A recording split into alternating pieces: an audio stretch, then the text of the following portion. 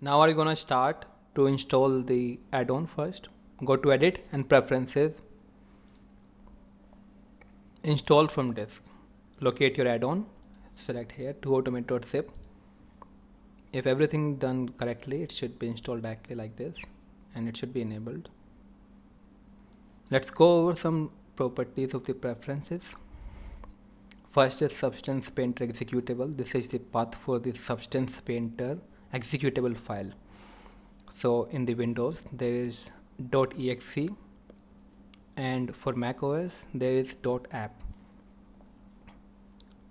By default it should be detected, but since I have installed Substance Painter in a different directory than default location, so I have to manually select the app.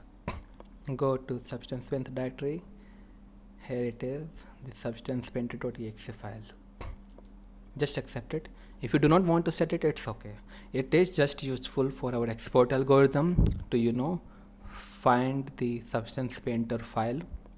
So when we want to create a new project with it, it can automatically open the file for you. That's all. Second is export format preset. There are different FBX, OBJ, UHD presets for our export algorithm. Each can have different presets. For FBX currently there is only one. You can create a new, let's call it Unity. You can change the different settings for this preset. Each preset will have its own properties, export properties I mean. Export properties are similar to the Blender's export properties. You can just use these. For Unity, let's say I create a new one, Unreal, and I want to include only camera and mesh and other parts, and transform I want to apply this and this. See, so Unreal is animation on. For Unity there is no. So each preset is individual, has different properties, and you can go to different presets, OBJ, UHD. Since there is none for others, we can create always a new one. See, there is a visible difference in the properties of export settings for each different format. This is basically consistent with the Blender's export algorithm. So the users with already familiar with Blender can just make simple changes that they want for their preset.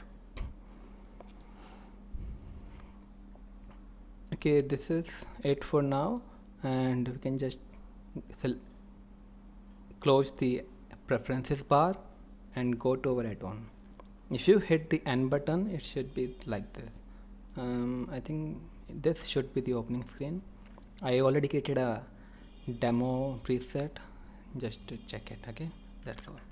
Let's create a demo one. You see it is working fine.